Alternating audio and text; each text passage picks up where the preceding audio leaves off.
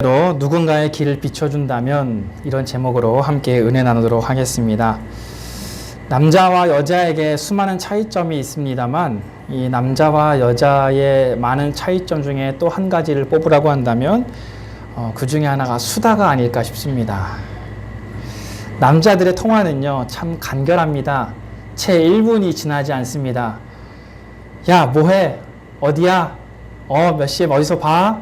하고 끊죠. 하지만 여성분들의 통화는 어떻습니까? 여성들의 통화는 기본이 1시간입니다. 그 내용을 들어보면은 남편 이야기, 시댁 이야기, 화장품 이야기, 드라마 이야기 이렇게 1시간을 쫙 써들고 나서 마지막에 끊으면서 뭐라고 하냐면 자세한 얘기는 만나서 해 이렇게 하죠. 1시간 동안 실컷 통화했는데 자세한 얘기는 만나서 하재요. 이게 남자와 여자의 큰 차이가 아닌가 싶습니다. 이처럼 누군가와 만나서 이야기를 하다 보면은 미처 못다한 이야기가 있습니다. 그럼 우리는 이렇게 만나서 대화를 하다가 시간이 없어서 못다한 이야기는 나중에 집에 가서 뭐 전화로 마저 하든지 아니면 이메일을 쓰든지 이렇게 못다한 이야기를 전하기 마련입니다. 오늘 본문 속에 등장하는 바울도 마찬가지입니다.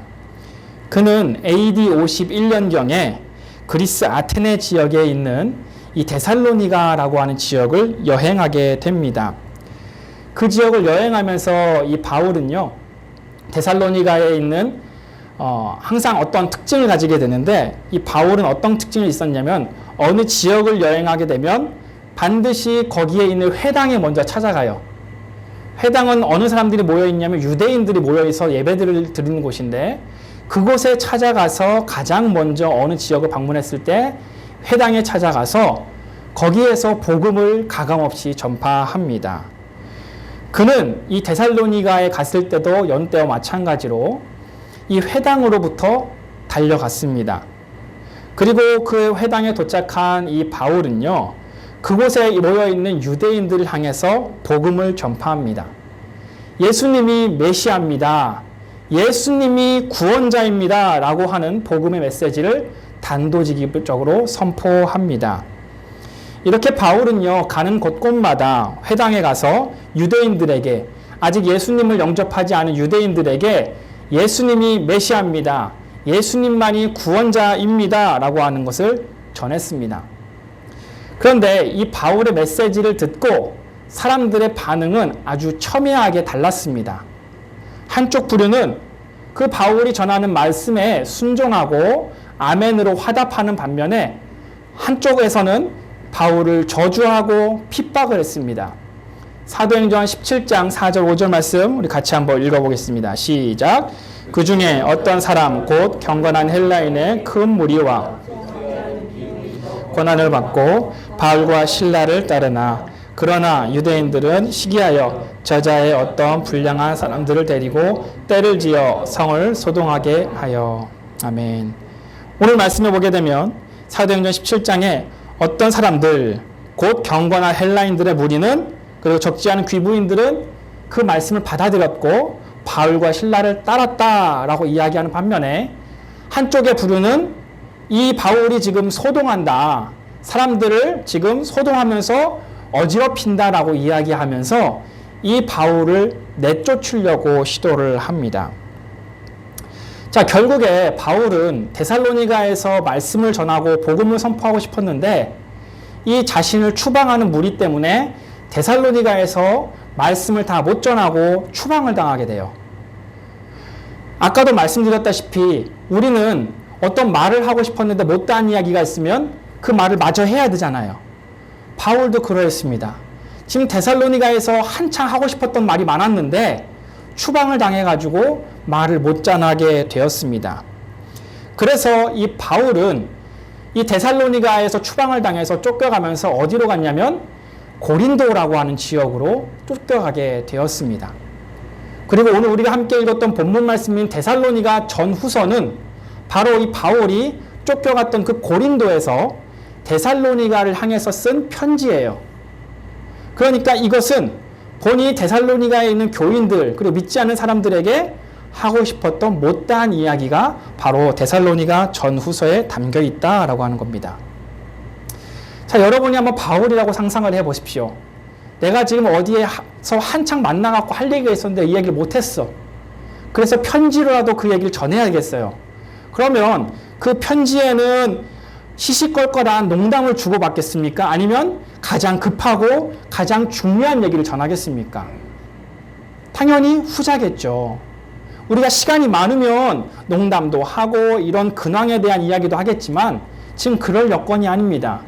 편지로 짧고 간결하게 내가 하고 싶은 메시지를 전해야 돼요. 바로 오늘 우리가 읽었던 메시지가 이 바울이 데살로니가의 사람들에게 하고 싶었던 아주 핵심적인 복음의 이야기가 담겨 있다라고 할 수 있습니다. 오늘 우리는 이 바울의 편지인 데살로니가 전서를 좀 살펴보면서 오늘 우리에게 주시는 메시지가 무엇인지 살펴볼 텐데 우리에게 은혜와 감격의 시간이 되기를 주님의 이름으로 축복합니다. 자, 그러면 바울이 이 데살로니가 사람들에게 편지를 보내면서까지 하고 싶었던 첫 번째 메시지가 무엇일까? 그 첫 번째 메시지는 바로 마지막 때에 대한 이야기였어요. 다른 말로 이야기하면 종말에 대한 이야기였습니다. 우리 같이 한번 해볼까요? 마지막을 아는 지혜. 마지막을 아는 지혜. 데살로니가 사람들은요, 이 마지막 때 종말에 대한 오해를 좀 하고 있었습니다. 그런데 이런 오해는요, 사실 이 초대교회만 있었던 게 아니라 역사적으로 그리고 지금까지도 종말의 때를 오해하고 있는 사람들이 참 많이 있습니다. 그래서 수많은 이 기독교 이단들이랄지 사이비 종교들이 이 마지막 때를 잘못 해석하고 잘못 오해해서 수많은 곤욕을 치렀던 것을 우린 역사적으로 알 수 있습니다. 이것은 데살로니가 교회도 마찬가지였고요. 오늘 우리에게도 마찬가지예요. 제가 여러분에게 질문 하나 드려보겠습니다. 아주 재미있는 질문인데요. 일주일 뒤에 이 세상이 종말이 온다 라고 한번 가정을 해보겠습니다. 그러면 여러분 그 일주일 동안 무엇을 하시겠습니까? 이 세상에 남은 날이 7일밖에 안 남았어요. 그럼 뭐 하시겠어요? 네, 정답은 없습니다. 한번 편하게 상상해 보시고 또 용기 있으신 분은 한번 대답해 보시기 바랍니다. 아유, 모험답안입니다. 그렇죠. 사랑하는 사람과 가족과 여행을 갈 수도 있을 겁니다. 또 어떤 분들은 이렇게 대답하실지 모르겠어요. 나는 경건하니까 7일 동안 금식하며 기도하겠어. 예배하겠어. 이러신 분들도 계실지 모르겠습니다. 또 제가 아는 사람한테 물어보니까요, 이런 대답도 하더라고요. 평소에 갖고 싶었던 외제차 훔쳐서 타보겠다. 뭐 이런 얘기 사람도 있고요. 백화점에 가가지고 그간 못 샀던 음식이나 그 못 샀던 귀금속들 다 한번 훔쳐보겠다. 뭐 그런 사람도 있습니다. 또 그런 사람이 있을지 모르겠어요. 어차피 7일 뒤면은 종말이 오는데 뭐하러 이래. 그냥 나는 니나노 하면서 그냥 놀란다. 그런 사람도 있을지 모르겠습니다. 자, 7일 뒤에 이렇게 종말이 온다고 생각을 하니까 더 이상의 윤리와 도덕은 의미가 없어집니다. 7일 뒤에 망할 건데 내가 올바르게 살아봤자 무슨 소용이야? 라고 생각할 수 있으니까요. 이 데살로니가 사람들도 그러했습니다. 이 데살로니가 사람들은 곧 종말이 올 거야 라고 하는 생각 때문에 게으르고 나태하게 살기 시작했습니다.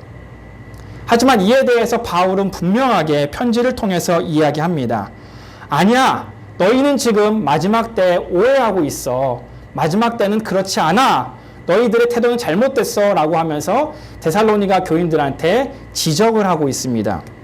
우리 오늘 말씀 앞에 있는 4장 말씀인데요. 데살로니가 전서 4장 16절 17절 같이 한번 읽어보겠습니다. 시작. 주께서 강림하실 때에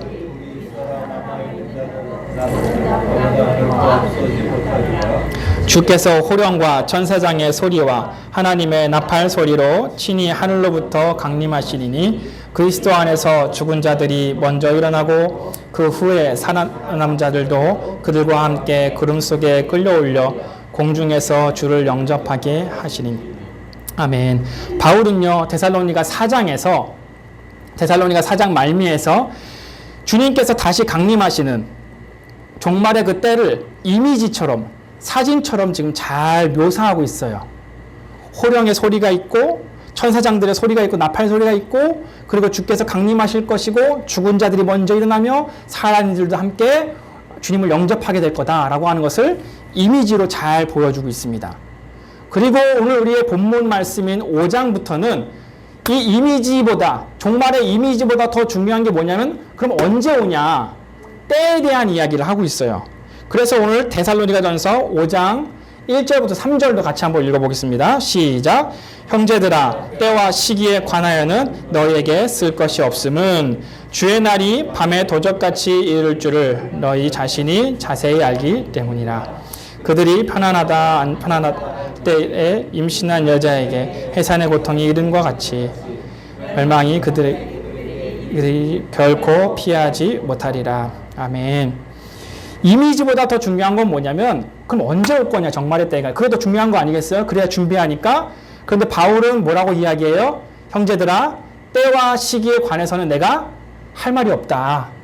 쓸 말이 없다 라고 이야기해요. 이걸 오늘말로 이야기하면요 나도 몰라 그거예요. 나도 몰라. 그러면서 뭐라고 이야기합니까? 예수님께서 오시기는 반드시 오신다. 예수님께서 심판주로 다시 오시는데 그때는 나는 몰라. 대신에 어떻게 오실 거냐면 도둑이 오는 것처럼 또 임신한 여인이 언제 해산할지 모르는 것처럼 주님께서 오실 거야 라고 바울이 이야기합니다. 바울은 지금 데살로니가 사람들이 오해하고 있는 그 마지막 종말의 때에서 분명하게 이야기합니다. 우리는 예수님께서 반드시 오실 것인데 그때는 알지 못하나 마치 가게 주인이 도둑이 언제 올지 모르는 것처럼 항상 방범창을 준비해놓고 CCTV를 준비하는 것처럼 예수님께서 다시 오실 그것을 준비해야 합니다 라고 이야기하고 있어요. 또 임신한 여인이 언제 해산할지를 모르고 점점 배가 불러옴에 따라서 집안도 청소하고 아기용품을 사고 이것저것 준비하는 것처럼 우리도 예수님께서 언제 오실지 모르지만 점점점 그때가 다가옴을 믿고 준비해야 된다라고 이야기하고 있습니다. 바울이 이렇게 이야기합니다. 여러분 마지막 때를 우리가 잘 알아야 됩니다. 바울이 지금 데살로니가에게 보내는 편지 첫 번째에서 중요한 메시지는 뭐냐? 마지막 때에 대해서 우리가 분명하게 알아야 한다는 겁니다. 그래서 방탕하거나 게으른 것이 아니라 정말 도둑을 대비하는 주인처럼 해산을 준비하는 여인처럼 우리가 늘 깨어 준비해야 된다라고 하는 겁니다. 사랑하는 등대가족 여러분, 예수님은 우리의 구원자이십니다. 믿으십니까? 그리고 그 예수님께서는 반드시 다시 오실 것입니다. 그러나 안타깝게도 우리는 그때가 언제인지 모르기에 저와 여러분 모두가 항상 깨어서 정신 차리고 예수님의 오심을 준비할 수 있는 지혜로운 사람이 되기를 주님의 이름으로 축복합니다. 자, 그러면 바울이 준비를 해야 된다고 합니다. 근데 뭘 준비해야 돼요? 어떻게 준비해야 됩니까? 그래서 바울은 이어서 이야기를 합니다. 바울은 어떻게 준비를 해야 되느냐? 그에 대해서 이야기할 때 두 번째 메시지를 전달하기 시작합니다. 두 번째 이야기는 뭐냐면 나의 존재를 아는 지혜입니다. 같이 한번 따라해 볼까요? 나의 존재를 아는 지혜. 한 분이 안 하셨어요. 다시 한번 하겠습니다. 나의 존재를 아는 지혜. 존재를 아는 지혜. 그래요. 바울은 이야기합니다. 준비를 해야 되는데 준비를 하려면 우선 내가 누군지를 알아야 돼 라고 이야기하는 거죠. 오늘 말씀 5절과 6절 말씀인데요. 같이 한번 읽어보겠습니다. 시작. 너희는 다 빛의 아들이요 낮의 아들이라. 우리가 밤이나 어둠에 속하지 아니하나니 그러므로 우리는 다른 이들과 같이 자지 말고 오직 깨어 정신을 차릴지니라. 아멘. 요즘은 남녀 평등 시대여서요. 아들이요만 하면요 안 된다고 하더라고요. 그래서 아들 대신에 딸을 넣어서 다시 한번 읽어보겠습니다. 시작. 너희는 다 빛의 딸이요 낮의 딸이라. 우리가 밤이나 어둠에 속하지 아니하나니 그러므로 우리는 다른 이들과 같이 자지 말고 오직 깨어 정신을 차릴지니라. 아멘. 자, 반면에 이 바울은 지금 우리에 대해서 뭐라고 이야기하면 너희는 다 뭐래요? 빛의 아들, 딸이래요. 그리고 낮의 아들, 딸이라고 이야기합니다. 이 바울은요, 대조적으로 그럼 밤은 어떠냐? 밤에 대해서도 이야기하는데, 밤에 대해서 한번 읽어보겠습니다. 시작. 자는 자들은 밤에 자고, 취하는 자들은 밤에 취하되. 그래요. 바울은요, 우리가 누군지 분명하게 이야기해주고 있습니다. 우리는요, 밤에 속한 사람이 아니고, 어디에 속한 자래요? 낮에 속한 자. 우리는 어둠의 자식이 아니라, 무슨 자식이래요? 빛의 자녀다. 빛의 자녀다. 라고 이야기합니다. 자, 이제 여러분 밤과 낮을 한번 이렇게 비교해서 잘 생각해 보세요. 밤과 낮의 특징. 밤은 뭐 하는 시간이에요? 자는 시간이에요. 그럼 반대로 낮은 뭐 하는 시간이에요? 깨어 있는 시간이고 일하는 시간이죠. 그 이미지가 바로 우리가 준비해야 할 이미지라고 하는 겁니다.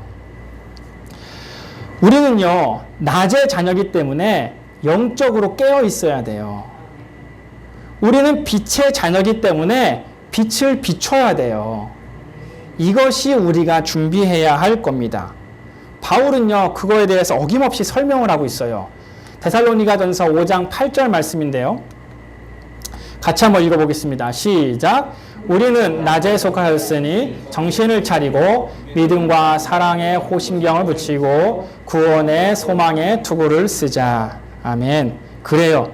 분명히 말하고 있잖아요. 낮에 속하였으니 어떻게 하래요? 정신을 차리래요. 정신을 차리래요.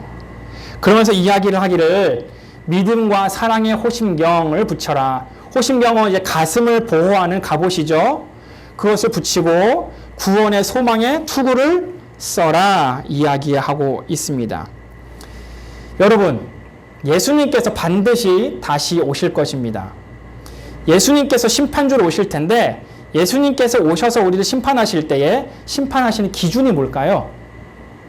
얼마나 돈이 많고 명예롭고 얼마나 스펙을 잘 쌓았고 얼마나 잘생겼고 요걸까요? 아니에요. 예수님께서 심판주로 오셔서 우리를 심판하시는 기준은 바로 요겁니다. 예수님을 나의 구주로 믿었느냐? 예수님을 나의 주인으로 모시고 살았느냐? 믿음입니다. 믿음. 그리고 그렇게 믿음이 있는 사람은 어떤 삶을 사냐면 하나님을 사랑하고 이웃을 사랑하죠. 사랑. 그래서 바울은 뭐라고 이야기해요? 믿음과 사랑에 호심경을 붙여라. 예수를 나의 구원자로 믿고 하나님을 사랑하며 이웃을 사랑하고 그리고 저 천국 본향을 향하여 소망을 품는 사람, 그 사람을 하나님께서는 잘했다 칭찬하실 거예요. 그래서 바울은 지금 이렇게 이야기하는 거예요. 우리는 낮에 속하였으니 정신을 차리고 무슨 호심경을 붙여라? 믿음과 사랑의 호심경을 붙여라. 그리고 무슨 투구를 써라? 소망의 투구를 써라. 그래서 바울은 고린도전서 13장 13절에서 우리가 잘 아는 말씀을 똑같이 다르게 표현하고 있죠. 같이 한번 읽어보겠습니다. 시작. 그런즉 믿음, 소망, 사랑 이 세 가지는 항상 있을 것인데 그 중에 제일은 사랑이라. 똑같잖아요. 순서만 바뀌었어요. 믿음의 호심경 붙이고 사랑의 호심경을 붙이고 소망의 투구를 써라. 믿음, 소망, 사랑 이것이 가장 중요하다라고 바울은 이야기하고 있죠. 여러분 정신 차려야 돼요.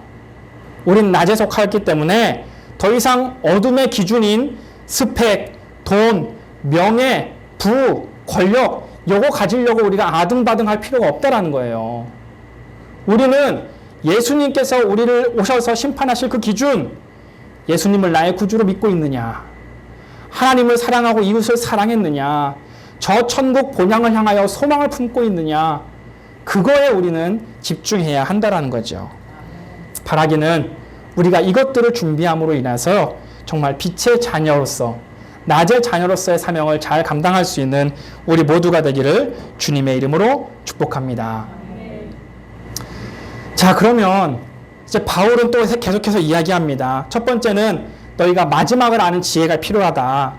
그리고 너희가 누군지를 알아야 된다. 나의 존재가 누군지를 알아야 된다. 우리는 빛의 자녀고 또 낮의 자녀다.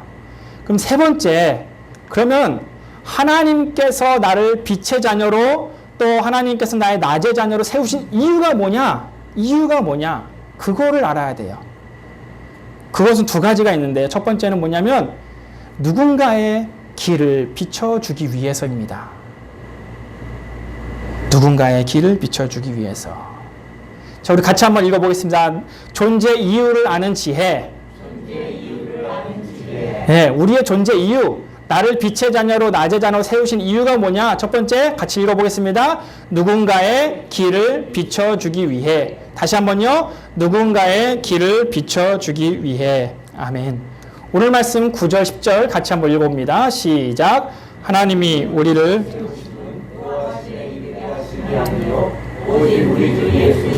말미암아 구원을 받게 하려 하심이라.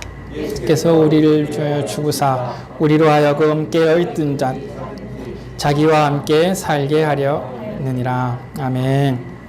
첫 구절에 보면요, 하나님이 우리를 세우심은 이라고 써 있어요. 이거를 우리말로 조금 바꾸면 하나님이 우리를 빛의 자녀로 낮의 자녀로 세우심은, 세우신 이유는 하면서 분명하게 설명을 하고 있습니다. 우리를 낮의 자녀로 빛의 자녀로 세우신 이유는 뭐냐면 마지막에 우리로 하여금 뭐 하기 위해서? 깨어있든지 자든지 자기와 함께 살게 하려 하였느니라. 아멘. 하나님께서 우리를 빛의 자녀로 세우신 이유는 뭐냐면 아직도 구원의 길이 어디 있는지 몰라서 헤매고 있는 사람들, 영적으로 죽은 자들, 밤에 자고 있는 자들에게 구원의 길이 어디 있는지를 비춰주기 위해서 우리를 빛의 자녀로 세우셨다라는 거예요. 여러분 주변을 둘러보세요. 아직도 영적으로 헤매고 있는 우리 친구, 가족, 이웃, 동료들이 얼마나 많습니까? 하나님께서 우리를 빛의 자녀로 세우신 이유, 바로 빛의 역할, 구원의 길이 어디 있는지 알려주도록 죽은 자든지 깨어있는 자든지 누구든지 예수님을 믿으면 구원받을 수 있다라고 하는 사실을 알려주고자 우리를 빛의 자녀로 세우셨다라고 바울은 이야기하고 있습니다. 누군가의 길을 비춰주도록. 여러분, 우리 모두가 아는 질문 하나 드려볼게요. 우리 교회 이름이 뭐죠? 등대교회입니다. 등대교회. 요거 모르면 큰일 나요. 우리 교회 등대교회입니다. 등대는요, 빛을 비춰요. 그런데 자기의 잘생긴 모습을 비추려고, 뽐내려고 빛을 비춥니까? 아니에요. 등대가 빛을 비추는 이유는 딱 하나예요.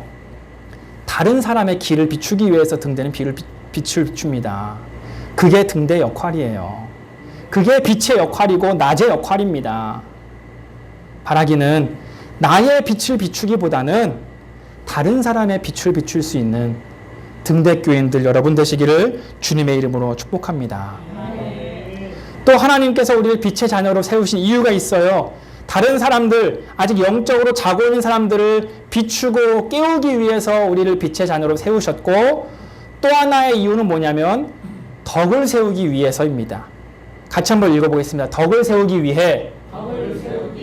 그래요. 나의 존재는 빛이고 낮인데 왜 그렇게 우리를 세우셨냐? 누군가의 길을 비추고 덕을 세우기 위해서 우리를 그렇게 세우셨다라는 거예요. 우리 본문 말씀 11절 말씀 같이 한번 읽어보겠습니다. 시작. 너는 피차 권면하고 서로 덕을 세우기를 너희가 하는 것 같이 하라. 바울은 이야기하잖아요. 덕을 세워야 된다. 덕. 서로 권면하면서. 근데 이 덕을 세운다는 것 좀 어려워요. 의미가 조금 모호해요. 덕을 세운다는 게 뭐야? 저는 설교를 듣고 나서 조금이라도 우리가 삶에 적용할 수 있어야 도움이 된다라고 생각을 해요. 설교를 들었는데 내 삶에 아무 변화가 없다면 저는 그 설교가 조금은 아쉽다라고 생각을 합니다. 덕을 세운다는 걸 우리가 배웠어요. 그런데 이 덕을 세우기 위해서는 우리가 어떻게 그럼 해야 되냐? 빛의 자녀로 살기는 어떻게 해야 되냐? 그래서 제가 구체적으로 몇 가지 예를 좀 들어볼까 합니다. 저는 가끔 그런 분들 봅니다. 특히 이게 조금 욱하는 분들이 이런 성향이 있더라고요. 나는 내가 하고 싶은 건 다 하고 살아야 직성이 풀려. 그런 사람들 가끔 있죠. 그런데 아무리 그런 사람이라 할지라도요, 법이 정한 범주 내에서 하고 싶은 걸 해야 됩니다. 요즘 한국에서 지금 문제가 되고 있는 여러 가지 사건이 있는데요. 미국에서는 총기가 참 문제가 되고 있잖아요. 총기 사용이. 한국에선 총이 없으니까 요즘에 칼로 그렇게 지금 사람들을 다치게 하고 상해를 입히는 게 유행처럼 퍼져나간대요. 참 이게 안타깝죠. 그러면서 이쪽 지역 저쪽 지역 할 것 없이 여러 군데서 지금 칼부림이 무슨 유행처럼 퍼지고 있다고 합니다. 자, 내가 지금 누군가를 죽이고 싶다고 해서 죽인다고 한다면 그 사람은 지금 사회에서 정한 범주를 벗어나 버린 거죠. 그러니까 우리는 어떤 일을 하고 싶다 할지라도 늘 사회에서 정한 그 범주 내에서, 사회적인 통념 내에서 해야 합니다. 이런 범주가 꼭 있다라는 거죠. 예를 들어 볼게요. 사회적인 어떤 통념이 뭐냐면, 제가 어떤 문을 열고 들어갔어요. 그런데 특히 미국에서 내가 문을 열고 들어갔을 때 내 뒤에 누가 오는지를 한 번쯤 보게 되어 있죠. 이게 법으로 정한 건 아니에요. 이걸 안 한다고 해서 뭐 잡혀가거나 그러진 않습니다. 그러나 우리의 인식 속에, 또 사람들의 어떤 통념 속에, 아, 문을 열고 들어갔을 때는 뒤에 혹시 누가 있는지 없는지는 봐야 된다라고 하는 게 어떤 하나의 사회적 통념인 거죠.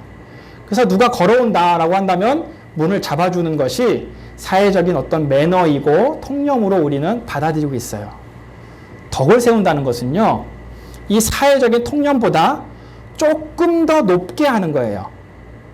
조금 더 타이트하게 나의 기준을 잡는 거예요. 예를 들어서 문을 열고 들어갔어요. 뒤에 누군가 오는지 봤어요? 없어요. 그런데 한 5걸음, 6걸음 뒤에 누군가 오는 걸 봤어요. 그러면 사실 안 잡아주고 가도 돼요. 그런데 덕을 세운다라고 하는 것은 굳이 내가 안 해도 되는데, 나의 시간과 물질을 투자해서 덕을 세우는 거예요. 조금 더 하는 거예요. 그래서 문을 잡아주는 거예요. 기다려주는 거예요. 아니면 저 뒤에서 보니까 유모차를 끌고 어떤 아주머니가 와요. 그러면 그냥 닫고 올라가도 누구 하나 뭐라 하지 않아요. 법적으로 문제가 되지 않아요. 덕을 세운다는 것은요, 문을 잡아주고 기다려주는 거예요. 그 유모차를 끈 사람이 올 때까지. 조금 더 나아가서 덕을 세운다는 것은 그 계단을 올라갈 수 있도록 도와주는 거예요. 그러니까 덕을 세운다는 것은요, 내가 안 해도 되는데 전혀 문제가 안 돼요. 이거는 사회적인 법이에요. 통념이에요. 그것을 조금 더 높게 잡는 게 바로 덕을 세운다라고 하는 겁니다. 제가 2가지 예를 좀 준비해 봤어요. 우리 교회에 새로운 새가족이 왔다고 한번 생각해 봅시다.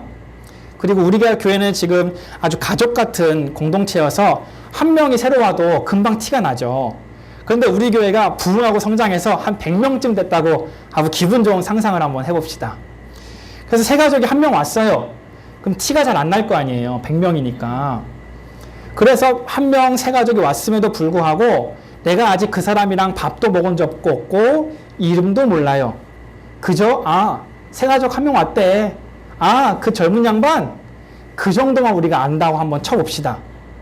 그런데 그 사람이 오고 그 다음 주에 소식을 들었는데 그 새가족의 가족에게 상이 났어요. 상갓집이 됐단 말이죠. 그러면 사회적인 통념으로 봤을 때는 장례식에 우리가 가는 게 맞아요? 안 가는 게 맞아요? 조금 애매하죠. 아직 밥도 한 번도 안 먹었어. 이름도 몰라. 나는 그 사람과 친하지도 않아. 사회적인 통념을 봤을 때는 굳이 안 가도 돼요. 덕을 세운다는 것은요, 내가 아직 그 사람을 알지 못하지만 그 한 사람이 우리 교회에 잘 정착하고 믿음의 뿌리를 내릴 수 있도록 내가 나의 시간과 물질을 투자해서 장례식에 가는 거예요. 굳이 안 해도 되죠. 근데 굳이 하는 거예요. 그게 덕을 세운다라고 하는 거죠. 또 하나 예를 들어 볼게요. 제가 누구와 싸웠어요. 싸워가지고 내가 너무 속상한 거예요. 그래서 내 주변 사람 10명한테 물어봤어요. 야, 내가 이 사람하고 이렇게 하고 싸웠는데 내가 잘못했냐? 저 사람이 잘못했냐? 그랬더니 열이면 열 다 뭐라고 얘기하냐면 야, 이건 너 잘못한 거 하나도 없어. 무조건 그 사람이 잘못했네. 라고 이야기하는 거예요. 난 잘못이 없어요. 덕을 세운다는 것은요. 비록 내가 잘못한 게 없지만 먼저 다가가서 사과하고 손을 내미는 거예요. 이게 덕을 세우는 거예요. 사회적으로 보면 잘못한 사람이 사과하는 게 맞죠. 하지만 기독교 가치관에 입각해서 덕을 세운다는 것은 비록 내가 잘못한 건 없지만, 내가 억울하지만, 내가 피해자지만 내가 다가가서 손을 내미고 야, 미안하다. 내가 부족해서 그렇다. 라고 손을 내밀 수 있는 것. 그게 바로 덕을 세우는 거예요. 그런데 이 덕을 세우는 게 쉬워요? 어려워요? 어려워요. 내가 양보해야 되죠. 손해봐야 되죠. 투자해야 되죠. 그래서 우리에게 필요한 게 뭐냐면요. 낮에 거해야 돼요. 그래서 우리가 빛의 자녀여야 한다는 거예요. 영적으로 깨어 있어야 한다는 거예요. 영적으로 깨어 있는 게 다른 말로 하면 뭐냐면 성령 충만하다는 거예요. 성령 충만하다는 것. 성령 충만하다는 건 뭐냐면요. 나의 삶의 모든 생각과 행동과 선택을 예수 그리스도 중심적으로 하는 거예요. 같이 한번 읽어보겠습니다. 시작. 성령 충만하다는 것은 나의 삶의 모든 생각과 행동과 선택을 예수 그리스도 중심적으로 하는 것이다. 아멘. 너무나 멋진 말 아닙니까? 우리가 어떤 선택을 해야 돼요. 아까 그 세 가족, 나랑 한 번도 이름도 몰라, 얼굴도 몰라, 아직 만나지도 않았지만 우리 교회 세 가족이래. 예수님이라면 어떻게 하셨을까요? 가셨을까요? 안 가셨을까요? 가셨죠. 성령 충만하다는 것은 예수님께서 어떻게 하셨을까라고 하고 생각해보고 예수님께서 하신 선택을 따라가는 거예요. 아까 싸운 예화 드렸죠. 내가 싸웠어. 예수님이 그러실 일은 없겠지만 예수님이 싸웠어. 예수님께서 그렇게 어떤 피해를 보시고 손해를 봤어. 잘못한 게 없어. 그럼에도 불구하고 예수님이라면 먼저 사과하셨을까요? 안 하셨을까요? 하셨죠. 성령 충만한 사람은 모든 생각과 행동과 말과 선택을 누구 중심적으로 하는 거예요? 예수 그리스도 중심적으로 하는 거예요. 그것이 바로 성령 충만한 사람이고 덕을 세우는 사람의 모습인 줄 믿습니다. 그 근거가 어디에 있어요? 그래서 성경 말씀과 기도에 있는 거예요. 왜 우리 담임 목사님께서 맨날 여러분 말씀 묵상해야 됩니다. 기도해야 됩니다. 그렇게 강조하신 이유가 뭐냐면 성령 충만하기 위해서. 성령 충만한 사람은 예수님의 근거를 둬야 되는데 예수님께서 어떤 선택을 하셨고 어떤 생각을 하셨고 어떤 말씀을 하셨는지를 보기 위해서 우리는 뭘 봐야 돼요? 성경을 봐야 되는 거예요. 우리가 성경에 능통해야 하는 이유가 정말 급박한 순간에 정말 절체절명의 선택의 기로에 놓였을 때 예수님처럼 선택하기 위해서 말씀을 체득화해야 되는 거예요. 그래야만 정말 위기의 순간에 예수님처럼 행동하고 예수님처럼 선택할 수 있는 거예요. 그래서 우리는 날마다 말씀을 묵상해야 되는 거예요. 성령 충만하다는 것은 다른 게 아니에요. 막 방언하고 막 영적으로 예언을 하고 물론 그런 것도 성령 충만의 한 표징일 수는 있지만 성령 충만하다는 것은 정말 위기의 순간에 나의 생각이 아니라 예수님처럼 나의 모든 생각과 행동과 말과 선택을 예수 그리스도 중심적으로 하는 사람이 바로 성령 충만한 겁니다. 여러분, 말씀을 정리하겠습니다. 바울은 데살로니가에 있는 사람들에게 정말 급박한 마음으로 편지를 보냈습니다. 그런데 그것은 단지 비단 데살로니가에 있는 사람들에게만 보내는 편지는 아니었던 것 같습니다. 2000년이 지나서 성경의 본문 말씀으로 접하고 있는 우리들에게도 바울은 동일하게 편지를 보내고 있다고 저는 믿습니다. 바울이 우리에게 또 하나님께서 말씀으로 우리에게 주신 메시지는 뭐냐면 마지막 때를 분명히 알아라. 마지막 때는 반드시 임한다. 언젠진 모르지만 반드시 임한다. 그래서 준비해라 라고 하는 거였어요. 그리고 우리가 그 마지막 때를 준비해야 되는 사명이 있기 때문에 우리를 뭘로 불러주셨어요? 무슨 자녀? 빛의 자녀, 낮의 자녀로 불러주셨다라고 하는 거예요. 그래서 우리를 니체 자녀, 나제 자녀에서 불러주셨기 때문에 우리는 믿음의 호심경, 또 사랑의 호심경을 붙이고 구원의 소망의 투구를 쓰고 빛의 사명을 감당해야 할 줄 믿습니다. 우리에게 맡겨진 사명은 두 가지예요. 첫 번째로 빛이기 때문에 우리는 누군가의 길을 비춰줘야 됩니다.